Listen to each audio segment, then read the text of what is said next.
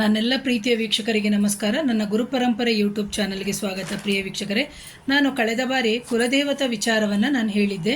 So ಈ ಕುಲದೇವರ ವಿಚಾರ ಅಂತ ಹೇಳಿದಾಗ ನಾನು ಹೇಳಿದೆ ಯಾವ ನಕ್ಷತ್ರದವರಿಗೆ ಕುಲದೇವತಾ ಶಾಪ ಇರುತ್ತೆ ಅಂತೇಳ್ಬಿಟ್ಟು. ನೋಡಿ, ಅಶ್ವಿನಿ ನಕ್ಷತ್ರ ಆಗಿರ್ಬೋದು, ಮಕಾ ನಕ್ಷತ್ರ ಆಗಿರ್ಬೋದು, ಮೂಲಾ ನಕ್ಷತ್ರ ಆಗಿರ್ಬೋದು, ಯಾರು ಈ ನಕ್ಷತ್ರದಲ್ಲಿ ಹುಟ್ಟಿರ್ತಾರೋ ಅವರಿಗೆ ಕುಲದೇವರ ಶಾಪ ಇರುತ್ತೆ. ಅಂದರೆ ಕುಲದೇವರ ಶಾಪ ಅಂತಂದರೆ ಕುಲದೇವರ ಮೊರೆಯನ್ನೇ ಹೋಗದೆ ಬಿಟ್ಬಿಟ್ಟಿರ್ತಾರೆ, ಅಥವಾ ಇವರು ಹುಟ್ಟಿದ ಮೇಲೆ ಆಗ ಗೊತ್ತಾಗುತ್ತೆ ಇವರು ಕುಲದೇವರು ಮಾಡೋದನ್ನ ಬಿಟ್ಬಿಟ್ಟಿದ್ದಾರೆ ಅಂತ ಹೇಳ್ಕೊಂಡು. ಈಗ ನಮ್ಮಂಥವ್ರ ಹತ್ರ ಯಾರತ್ತಾದರೂ ಜ್ಯೋತಿಷಿಗಳ ಹತ್ರ ಅಥವಾ ಒಂದು ಸ್ಪಿರಿಚುವಲ್ ಹೀಲಿಂಗೇ ಬೇರೆ, ಆಸ್ಟ್ರಾಲಜರ್ಸು, ನ್ಯೂಮರಾಲಜಿಸ್ಟು ಆ ಥರನೇ ಬೇರೆ. ಸೊ ನೀವು ಯಾರ ಬಳಿಗೆ ಹೋಗಿ ಸರಿಯಾದವ್ರ ಹತ್ರ ಮಾಹಿತಿಯನ್ನು ತಿಳ್ಕೊತಾರೋ ಅಂಥವ್ರ ಹತ್ರ ನಿಮಗೆ ಸರಿಯಾದಂಥ ಒಂದು ಉತ್ತರ ಸಿಗುತ್ತೆ. ಒಂದು. ಎರಡನೇದಾಗಿ, ಯಾರ ಜಾತಕದಲ್ಲಿ ಶುಕ್ರ 5ನೇ ಭಾವದಲ್ಲಿ ಇರ್ತಾನೋ, ಅಂದರೆ ಶುಕ್ರ ಯಾವ ಭಾವದಲ್ಲಿ ಸ್ಥಿತನಾಗಿರ್ತಾನೋ ಆ ಭಾವಕ್ಕೆ ಸಂಬಂಧಪಟ್ಟಂಗೆ ನಾವು ಹೇಳ್ಕೊಂಡು ಹೋಗ್ತಾ ಇದ್ದೀವಿ. ಈಗ ಶುಕ್ರ ಯಾವುದೋ ಒಂದು ಜಾತಕ ಬಂತು, ಆ ಜಾತಕದಲ್ಲಿ ಶುಕ್ರ 5ನೇ ಭಾವದಲ್ಲಿ ಇತ್ತು ಅಂತಂದರೆ ಇವನು ಹಿಂದಿನ ಜನ್ಮದಲ್ಲೇ ಪೂರ್ವ ಜನ್ಮದಲ್ಲೇ ಇವನು ಕುಲದೇವರ ಆಶೀರ್ವಾದ ಇವನಿಗೆ ಇಲ್ಲ. ಒಂದು. ಎರಡನೇದಾಗಿ, ಇವನ ತಾತನಿಗೂ ಅಂದರೆ ತಂದೆಯ ತಂದೆಗೂ ಸಮೇತ ಇವರಿಗೆ ಕುಲದೇವರನ್ನು ಮರ್ತಿದ್ದಾರೆ, ಕುಲದೇವರಿಗೆ ಸಂಬಂಧಪಟ್ಟಂಥ ಹರಿಕೆಗಳನ್ನು ಬಿಟ್ಟಿದ್ದಾರೆ, ಕುಲದೇವರಿಗೆ ಸಂಬಂಧಪಟ್ಟಂಥ ಶಾಪಗಳಿದೆ, ಅಥವಾ ಕುಲದೇವರು ಇವರ ಬಗ್ಗೆ ಉಗ್ರವಾಗಿದ್ದಾರೆ. ಸೊ ಹಾಗಾಗಿ 5ನೇ ಮನೆಗೆ ಸಂಬಂಧ ಅಂದಾಗ ನಾವು ಕುಲದೇವರ ವಿಚಾರವನ್ನು ನೋಡ್ತೀವಿ.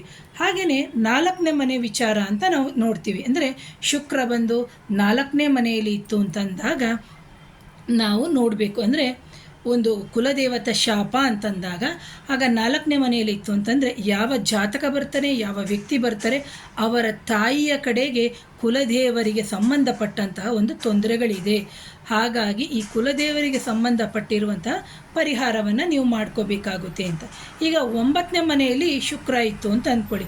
ಅಂತಹ ಸಂದರ್ಭದಲ್ಲಿ ನೀವೇನು ಮಾಡಬೇಕಾಗುತ್ತೆ ಅಂತಂದರೆ ಆಗ ಈ ವ್ಯಕ್ತಿಯ ಜಾತಕನಿಗೆ, ಅಥವಾ ಒಂದು ಗಂಡಿನ ಜಾತಕನೇ ಆಗಲಿ ಅಥವಾ ಒಂದು ಹೆಣ್ಣಿನ ಜಾತಕನೇ ಆಗಲಿ, ಇದು ಬಂದು ಶುಕ್ರನಿಗೆ ಸಂಬಂಧಪಟ್ಟಿರುವಂತಹ 9ನೇ ಭಾವದಲ್ಲಿ ಶುಕ್ರ ಇತ್ತು ಅಂತಂದರೆ ಆ ವ್ಯಕ್ತಿಯ ತಂದೆಗೇ ಕುಲದೇವರನ್ನು ಮರ್ತಿದ್ದಾರೆ, ಕುಲದೇವರ ಒಂದು ಪೂಜೆ ಕಾರ್ಯಗಳನ್ನು ಅವರು ಸರಿಯಾಗಿ ಮಾಡ್ತಾ ಇಲ್ಲ, ಕುಲದೇವರಿಗೆ ಅವರು ಸರಿಯಾಗಿ ನಡ್ಕೋತಾ ಇಲ್ಲ, ಕುಲದೇವರಿಗೆ ಸಂಬಂಧಪಟ್ಟಂತಹ ದೋಷಗಳಿದೆ ಅಂತ ನಾವು ತಿಳ್ಕೋಬೇಕು. ಅಕಸ್ಮಾತು ಕೆಲವೊಂದೊಂದು ಸಂದರ್ಭದಲ್ಲಿ ವಿವಾಹ ತಡೆಗಳು ಅಂತ ನಾವು ಹೇಳ್ತೀವಿ. ಈಗ 7ನೇ ಭಾವದಲ್ಲಿ ಶುಕ್ರ ಇತ್ತು ಅಂತಂದರೆ, ಅಂದರೆ ಅದರಲ್ಲೂ ಮೀನ್ಸ್ ಸೋ ಮೆನಿ ಕಾನ್ಸೆಪ್ಟ್ಸ್ ಇದೆ, ಬಟ್ ನಾನು ಸಣ್ಣದಾಗಿ ಹೇಳುವಂಥದ್ದು. ಈಗ 7ನೇ ಮನೆಯಲ್ಲಿ ಕುಲದೇವತಾ ಶಾಪ ಇದ್ದಾಗ ಅಂತಹ ಸಂದರ್ಭದಲ್ಲಿ ಈ ವ್ಯಕ್ತಿಗೆ ಒಂದು ಗಂಡು ಜಾತಕ ಆಗಿದ್ದರೆ ಆ ವ್ಯಕ್ತಿಗೆ ಸಿಗುವಂತಹ ಹೆಣ್ಣು ಸಮೇತ, ಅಂದರೆ ಹೆಣ್ಣಿನ ಜಾತಕದನ್ನು ಸಮೇತ ಆ ಕುಲದೇವತಾ ಶಾಪ ಇರುವಂತಹ ಒಂದು ಹೆಣ್ಣೇ ಬರ್ತಾಳೆ ಅಂತ. ಅಥವಾ ಒಂದು ಹೆಣ್ಣಿನ ಜಾತಕ ಇದ್ದರೆ ಕುಲದೇವತಾ ಶಾಪ ಇರುವಂತಹ ಅಥವಾ ದೋಷಗಳಿರುವಂತಹ ಗಂಡೇ ಸಿಗುತ್ತೆ ಅಂತ ಮುಂಚಿತವಾಗಲೇ ನಾವು ಪ್ರಿಡಿಕ್ಟ್ ಮಾಡ್ಬೋದು. ಹಾಗೇನೇ ಬಂದು ಲಗ್ನದಲ್ಲೇ ಮೀನ್ಸ್ ಅಸೆಂಡೆಂಟ್ ಅಥವಾ 12 ಭಾವಗಳು ಅಂತ ನಾವೇನು ಹೇಳ್ತೀವಿ, ಅದೇ ಥರ ಲಗ್ನದಲ್ಲೇ ಕೂತ್ಕೊಂಡು 7ನೇ ಮನೆಯನ್ನು ನೋಡ್ತಾನೆ, 7ನೇ ಮನೆಯನ್ನು ಕೂತ್ಕೊಂಡು ಲಗ್ನವನ್ನು ನೋಡ್ತಾನೆ.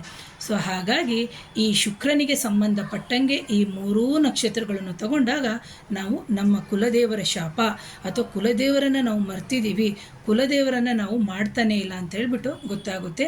ಸೊ ಯಾರಿಗಾದರೂ ಕುಲದೇವರ ವಿಚಾರವಾಗಿ ಇನ್ನೂ ಹೆಚ್ಚಿನ ಅದು ಕೆಲವರಿಗೆ ಗೊತ್ತೇ ಇರಲ್ಲ, ಕುಲದೇವ್ರನ್ನ ನಾವು ಹೇಗೆ ನಾವು ಪರಿಹಾರ ಮಾಡ್ಕೊಂಡು ಹೋಗಬೇಕು, ಕುಲದೇವರಿಗೆ ಸಂಬಂಧಪಟ್ಟಂತಹ ಪೂಜೆಗಳನ್ನ ಹೇಗೆ ಮಾಡಬೇಕು, ಅಥವಾ ಕುಲದೇವರೇ ಗೊತ್ತೇ ಆಗ್ತಾ ಇಲ್ಲ ಅಂತಹ ಸಂದರ್ಭದಲ್ಲಿ ನಾವು ಪ್ರಶ್ನಾಶಾಸ್ತ್ರದಲ್ಲೂ ಹೋಗಿ ನೋಡ್ಕೋಬೋದು, ಅಥವಾ ನಮ್ಮ ಜಾತಕದ ಕಾನ್ಸೆಪ್ಟ್ ಏನಿದೆ ಅದರಲ್ಲೂ ಸಮೇತ ನಾವು ನೋಡ್ಕೊಳ್ಳೋದ್ರಿಂದ ನಮ್ಮ ಕುಲದೇವರಿಗೆ ಸಂಬಂಧಪಟ್ಟಿರುವಂಥ ಹಲವಾರು ವಿಚಾರಗಳನ್ನು ತಿಳಿಯುತ್ತೆ.